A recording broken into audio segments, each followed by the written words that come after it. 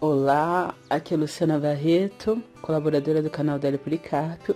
Eu vou começar com uma frase do Tolstói, que é muito interessante, que ele diz assim: todos pensam em mudar o mundo, porém ninguém pensa em mudar a si mesmo. Na minha adolescência eu também queria muito mudar o mundo. Foi quando eu fui chegando perto dos 20 anos eu comecei a entender que isso era uma missão impossível. Que para que as coisas mudassem eu tinha que mudar a mim mesma. E que quando eu mudava as minhas atitudes, refletia no meu entorno, nas pessoas com quem eu convivia. E aí acontecia mágicas, né? Pouco a pouco esse entendimento foi me aumentando, fui tendo uma visão melhor, que a única solução para que o mundo melhore é que cada um de nós trabalhemos em si mesmos. Isso não quer dizer que sejamos egoístas ou individualistas, mas se você não aprender a se amar, a olhar para si mesmo e a buscar dentro de você o autoconhecimento, o que você precisa melhorar, trabalhar as suas sombras, trabalhar o seu lado obscuro. Gente, todo mundo tem sombras. A não ser que você já seja um mestre ascensionado como Jesus ou outros mestres que estiveram por aqui, você deve ter alguma sombra para trabalhar. Senão você já estaria num nível de mestre ensinando por aí e mandando energia positiva para que o resto da humanidade evolucione. Mas como não é esse o seu caso, nem o meu, estamos aqui trabalhando nas nossas sombras, no nosso lado obscuro. Isso não quer dizer que você seja uma pessoa má, mas que às vezes erra justamente porque não quer olhar dentro de você e ver estas sombras. Muitas vezes aquilo que nos incomoda nos outros é uma sombra nossa. Muitas vezes aquilo que a gente nega, quando alguém fala assim pra você, você é muito mandão. Aí você fala assim, eu não sou mandão. E na hora você não se sente, você fica tentando pensar, por que ele falou isso? Sabe? Analisa. Porque quem vê de fora vê diferente. Quem vê de fora percebe coisas que você que não tá olhando pra si não percebe. Tem uma razão. Por que a pessoa falou isso de você? Antes de se ofender por qualquer coisa que as pessoas estejam dizendo a teu respeito, busque entender também se não há um fundo de verdade. Se não há algo que você tem que trabalhar. É claro que muitas vezes as pessoas estão falando mais delas do que de você. Porque quando a gente está falando do outro, normalmente a gente está falando mais de nós mesmos do que do outro. Então, outro ângulo para você olhar. O que você anda criticando muito no outro? Aquilo que você está criticando muito no outro, em alguma coisa aí dentro de você, pega. E você tem que descobrir o que é que tá pegando aí, que te irrita tanto, que você, ao ponto de você estar criticando o outro, julgando o outro, falando mal do outro. E aí, quando você descobrir o que é isso, trabalha essa sombra. Por exemplo, aquela mulher que vê uma menina andando de mini saia. Ela pode ter dois ou mais comportamentos, sabe? Ela pode realmente, de todo o coração, achar que o fato da menina estar andando de mini saia pode ser perigoso, porque a gente está num mundo violento e tal. E por ela ter essas crenças de que, né, tem perigo e tal, que pode passar algo àquela adolescente ou àquela moça. Ou ela pode olhar pelo lado moralista, né? Às vezes, quando você é mãe ou tia, você fala porque... ou até mesmo o pai, porque você tem essa preocupação primeira que eu falei. A gente sabe que a gente ouve tanta porcaria no mundo que acontece, e realmente acontece, que a gente fica com receio. E aí, quando a gente vê as nossas filhas, as nossas sobrinhas, as nossas adolescentes, e que foi até o nosso caso, eu também gostava muito de andar de mini saia, de andar de shortinho curto, e o meu pai não gostava que eu andasse assim. Hoje eu entendo a maneira dele de pensar, o ponto de vista dele. Naquela época eu não sabia o porquê do ponto de vista dele, mas hoje eu entendo o ponto de vista dele. Era o medo que passasse algo comigo. Se eu tivesse entendido isso, teria menos atrito com o meu pai. Então quem tá me ouvindo pode pensar que a pessoa que tá me dizendo isso tem um ponto de vista diferente do meu. Não é que ela é boa ou má. Ela tem um ponto de vista diferente. E eu tenho que tentar entender o ponto de vista dela. Se ela tá me falando isso por causa, nesse sentido, por causa que ela quer o meu bem e ela quer me proteger, ou se ela tá falando isso porque ela é uma pessoa moralista que gostaria também de andar vestida assim, mas por causa das suas crenças não tem coragem. ou porque o seu corpo não permite, porque ela não tá tão bem, ela não se acha bonita o suficiente ou magra o suficiente para vestir uma mini saia ou um shorts curto, ou uma roupa justa. Então, quando o outro tá criticando, dentro dele ali tem alguma coisa incomodando. O que tá pegando? Se for por super proteção, ele também tem que trabalhar isso, que foi o meu caso com a minha sobrinha Carol. Eu algumas vezes a critiquei pelos shorts. E não porque eu achava feio, eu nunca achei feio, nunca achei errado, porque eu também usava shorts curtos, eu também usei mini saia na adolescência. E ainda não uso saia comprida, mas também não uso tão curta. Já uso assim um palmo acima do joelho, porque já tenho 40 e não quero estar, né? Não me sinto mais assim como quando eu era adolescente. Então já me sinto mais composta, já sou casada, então tenho uma outra postura. Mas não acho que está mal, sabe? Nunca achei que estava mal, só tinha medo porque ela pegava a condução para ir pro curso, ônibus, e eu via o que eu passava nos transportes. E por causa disso eu ficava preocupada com ela e falava dessa forma. Então muitas vezes a gente tem esse ponto de vista, por quê? Porque o que a gente passou, sabe? Eu mesmo sentar às vezes de roupas abusivas, passava por abusos no transporte. Então ao vê-la indo pro curso, vindo pro curso, às vezes com roupas assim, exuberantes, né? E na flor da juventude, né? Com o corpo exuberante como está, a gente fica pensando, tão jovem, com 13, 14, 15 anos, a gente fica preocupado com os adolescentes. E esse era o meu ponto de vista. Não era por moralismo, era por esse medo de que passasse algo, de alguém abusar, de alguém a aproveitar-se dela. Só que hoje eu entendo que se eu tivesse o conhecimento que eu tenho hoje e a visão que eu tenho hoje, nunca teria dito uma palavra para ela a respeito disso. Por quê? Porque a gente tem que deixar o outro ser o outro. E aprender a soltar o outro. Não ficar se preocupando. Porque cada um passa por aquilo que tem que passar. E eu entendi que a gente só atrai aquilo que está na nossa mente, de certa forma. Se eu alguma vez passei por abusos na condução e no transporte, é porque eu tinha medo de que isso acontecesse comigo. E é verdade, eu sempre tive medo. Receio de que alguém se aproveitasse de mim e em alguma situação. É aquela coisa, eu sempre tive um pensamento de que não há nada pior para uma mulher do que o abuso, né? Quando você faz porque você quer algo, é diferente de alguém te aproveitar de você. Essa era a minha convicção. E aí, como eu tinha essa convicção, e muitas vezes a gente ficava ouvindo falar de estuprador, de gente... Aí às vezes eu ficava com um pouco de medo. E esse era o suficiente para que 4 ou 5 vezes na minha vida, dentro dos transportes, eu ter passado por algum tipo de situação constrangedora. Nada de violência, eu nunca cheguei a nesse nível de ser agredida ou violada, mas alguns abusos sim. E sei que foi atraído pelas minhas crenças. Hoje entendo. E entendo que não iria passar. E hoje entendo que não iria passar o mesmo com minha sobrinha, nem com nenhuma outra adolescente que não tivesse os mesmos medos que eu. Assim como uma garota que passa por uma violação, provavelmente em algum momento da sua vida lhe foi incutido muito medo. E ela sentia muito medo. E aí ela atrai através da energia, da vibração do medo que ela está vibrando, o violador está naquela mesma vibração. E ele vai encontrá-la. Às vezes pode passar 10 jovens e ele vai atacar uma só. Vai escolher uma dessas 10 que passou.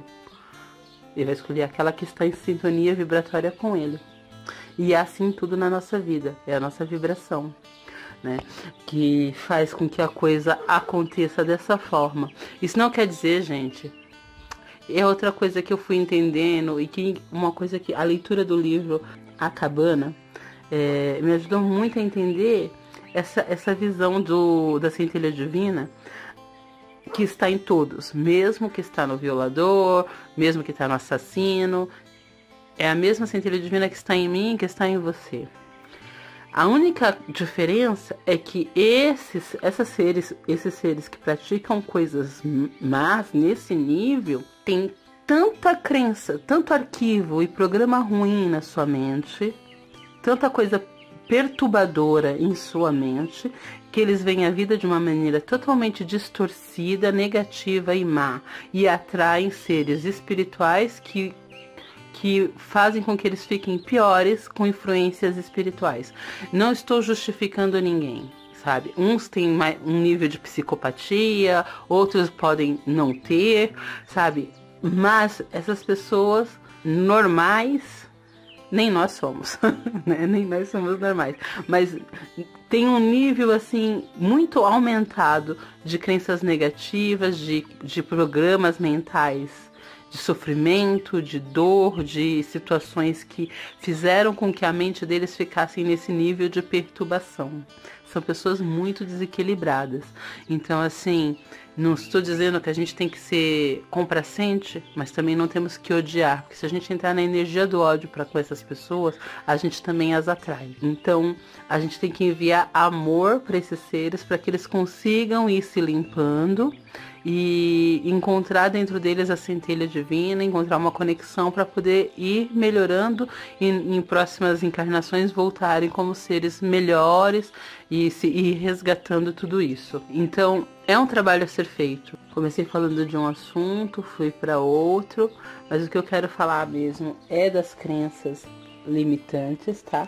E isso tudo são crenças, claro, isso também são crenças. A crença da violência, a crença do agressor e da vítima, por exemplo, pessoas que têm arquivos de memória da família ou mesmo presenciam na infância relacionamentos ruins, tendem a atrair o mesmo tipo de relacionamento, de marido alcoólatra ou de marido maltratador, que às vezes a própria mãe teve um pai maltratador ou que teve alguém na família que passou por isso, uma tia, e você acaba repetindo aquele programa, aquele arquivo. Isso pode ser modificado, isso pode ser limpado, tá? Mas para isso tem que se tomar consciência de que o programa existe e de que você pode mudar, tá? Isso na sua vida. Primeira coisa, gente, quando olhar pro outro, entender que ele também tem uma centelha divina. Só que se você já tá num nível de consciência que você quer melhorar a tua vida, a primeira coisa a fazer é repetir para si mesmo: eu não sou culpada de nada. Eu não sou culpada dessa pessoa ser assim. E eu não quero mais ser agredida, passar por situações de vergonha. Ou seja, tomar essa consciência de que você não tem culpa, de que você não é responsável por essa pessoa, de que você também precisa se cuidar, de que você também precisa se amar, e que essa pessoa está te levando para trás, e que essa pessoa não está te ajudando nisso, não está sendo um bom companheiro, e que você precisa seguir tua vida e ele seguir a dele, e abençoá-lo para que ele tome consciência disso e para que ele mude a sua vida e seja feliz, mas que você necessariamente não precisa estar vinculada mais com ele. Se o seu desejo é estar vinculado com ele, a coisa fica mais complicada, mas não é impossível. Tá? Agora, tentar sair do relacionamento, eu acho que é sempre o melhor caminho quando você toma consciência, porque o tempo que se perde, a energia que se gasta tentando mudar o outro, não vale, porque o outro só vai mudar quando ele querer. E se essa pessoa não querer mudar nessa vida? Você vai perder os seus anos de vida sem fazer nada por causa dela? Então são escolhas que você tem que pensar, né? São arquivos difíceis de se mudar, mas sair do papel de vítima, uma escolha, tá? Não quero mais ser a vítima dessa história. Eu quero tomar as rédeas da minha vida, sabe? Gente, eu não tô falando que isso seja fácil, porque eu passei por essa situação. Por 6 anos eu fui esposa de um alcoólatra. Passei por situações que eu prefiro não lembrar e nem comentar, porque são dolorosas, porque só de pensar me dá vontade de chorar. Então aqui não comentarei nada disso. Apenas posso dizer que eu sei exatamente como é difícil sair de uma situação dessa. A pessoa te faz chantagens emocionais, olha, até se ameaça de se suicidar, sabe? É ridículo, mas faz. Eu falo porque eu vivi isso, sabe? E aí você fica com um sentimento de culpa, com aquela coisa: se eu me separo ele se mata. Só que aquela pessoa, a gente tá usando tudo isso pra te manipular. Porque para ela você é só uma moleta que ela usa para continuar ali vivendo do teu lado como um sanguessuga. É muito doloroso falar isso, porque às vezes a gente tem aquela ilusão de que a pessoa vai mudar, que a gente ama ela, que quer estar do lado dela. Mas será que ela te ama? Não, é impossível que ela te ame. Sabe por quê? Porque quando uma pessoa não ama a si mesma, ela não ama ninguém mais. Por mais que ela fale da boca pra fora que gosta de você, o que te ama é mentira, da mais lavada. Como ela pode te amar se ela não é capaz de amar a si mesma? Tá toda hora levantando a mão contra ela própria, sabe? Nesses casos, só há um remédio. Você tomar conta da tua vida e deixar a pessoa acordar pela própria consciência. Não há outro, sabe? Ela tem que se dar conta de si por si mesma. E ela tem que querer sair disso. Às vezes é necessário que ela vá no fundo do fundo do fundo do poço. No caso dessa pessoa com quem ele estava, foi necessário isso. E hoje eu sou muito feliz de dizer que ele está bem. Está muito bem. E eu, durante muito tempo, fiz de longe, já separada, já estabilizada, já recuperada, já encaminhando a minha vida, sempre fazia a oração desejando a ele o bem. Porque eu sabia que eu desejar a ele o mal não ia me trazer felicidade. Sempre o abençoei, sempre orei pedindo que os anjos guiassem o caminho dele, mas sabia que era necessário que ele fosse no fundo do poço.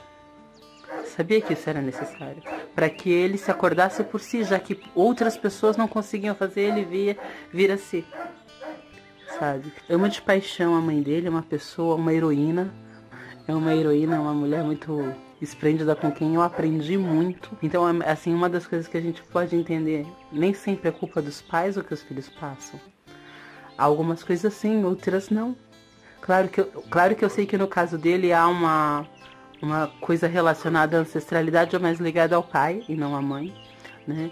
Mas tenho certeza que ele superou isso também, que ele tratou isso espiritualmente, que foi resolvido e hoje está bem. Mas a pessoa tem que buscar por si e não por você. Levou o tempo que foi preciso e a pessoa que era certa para mim não era ele. E no tempo certo, essa pessoa certa para mim foi colocada no meu caminho. Então, mas para que eu chegasse até aqui e para que eu encontrasse a pessoa certa para mim, eu tive que ter coragem de soltar aquele relacionamento que estava me fazendo mal. Eu tive que ter coragem de não me importar com o que os outros iam pensar de mim. Eu cheguei até que ouvi a minha mãe falar assim pra mim: olha, ele está muito bem, está bonito. Bem que dizem que só mãe que não abandona os filhos. Eu tive que ouvir minha própria mãe, que sabia tudo o que ele... Quer dizer, tudo não, porque nem tudo eu contei pra ela. Que sabia muito do que eu já tinha passado com ele. Porque se eu tivesse contado tudo, talvez ela nunca tivesse falado assim comigo. Do que ele me fez passar. Né? Mas eu preferi não revelar tudo justamente para não causar ódio, porque eu não queria que fossem enviados sentimentos de ódio para ele, sabe? Eu já tinha um nível de consciência que eu entendia que se eu enviasse sentimentos de ódio da minha parte, da parte da minha família para ele, prejudicando que ele conseguisse melhorar com esses sentimentos, eu não ia também encontrar a minha felicidade. Por isso, muitas coisas que ele me fez, que me magoaram profundamente, eu não revelei à minha família, para não causar esse sentimento nos meus familiares, de raiva, de desejo de vingança, ou de qualquer coisa desse tipo, porque eu não queria isso, sabe? Porque ele se portou, na média, apesar dos vexames por causa da bebida, durante quase 6 anos, muito bem, mas já no finzinho ele se portou muito mal comigo, de uma covardia imensa. Mas eu não quis contar nada disso a ninguém. Mas eu só tô falando assim para que as pessoas entendam que quando a gente joga o sentimento de raiva, de ódio, de vingança pro outro, isso não faz com que você melhore a sua vida, ou que você encontre a harmonia e felicidade, ou que encontre uma pessoa no seu caminho que te faça feliz. Então, a solução é soltar, deixar o outro ir, não ficar se apegando que o outro vai mudar. Às vezes passa 10 anos num relacionamento e o outro muda, gente. Eu já vi muito isso, 5, 6, no meu caso foi 6, tem gente que é 10, tem gente que é 20, e não muda a maneira de se portar e as atitudes repetitivas, sabe? Então quem tem que mudar é a gente, sempre quem tem que mudar é a gente. Meu pai sempre dizia uma coisa que eu nunca esqueço: os incomodados é que tem que se mudar, os incomodados que se mudem, ele falava. E é verdade, se a gente está se incomodando com algo, quem tem que fazer a mudança é a gente. Então solta esse relacionamento tóxico, ruim, que te faz mal, que não deixa você progredir na vida, que não deixa você buscar a tua felicidade. Solta isso e vai atrás do seu caminho, dos seus sonhos, dos seus objetivos. Sem ficar preocupada que vai ficar sozinha, que vai perder o companheiro. Nada disso. Você não está sozinha. Você tem a centelha divina contigo todo o tempo, cuidando de você, é só você conversar com ela, que ela te ouve. Ela vai colocar os amigos certos, as amigas certas no teu caminho. Ela vai trazer os seus familiares, aqueles que estão em afinidade com você para te ajudar. Ela vai colocar o companheiro certo no momento certo na tua vida. Mas para isso você tem que soltar aquilo que está te fazendo mal. Esse é o primeiro passo, para a gente poder quebrar esse paradigma de que eu posso mudar o outro vai mudar por minha causa. Muita gente que está num relacionamento fica achando, principalmente as mulheres, que o marido vai mudar por causa dela, ou vai mudar por causa dos filhos. Gente, isso não existe. Não se iluda, não fica nesse sofrimento, sabe? E não crie seus filhos vendo isso, porque vocês vão criar filhos covardes, ou rebeldes, podem ir num extremo ou no outro. Ou vai achar que a mãe foi uma covarde toda a vida, ou vai se revoltar e vai falar assim, eu não aceito para minha vida o que a senhora aceitou, e pode ir para um outro extremo. Então os extremos nunca são bons. O melhor é ter um filho, criar um filho num ambiente harmônico, e às vezes para isso é melhor a separação. É melhor num lugar, você sozinha com seus filhos tendo paz, do que num ambiente onde tem guerra. Então tudo isso tem que ser pesado, tudo isso tem que ser pensado, cada caso é um caso, mas não fique na ilusão de que você pode mudar o outro, você só pode mudar você mesmo. Bom, aqui já falei bastante, por hoje é só, pessoal.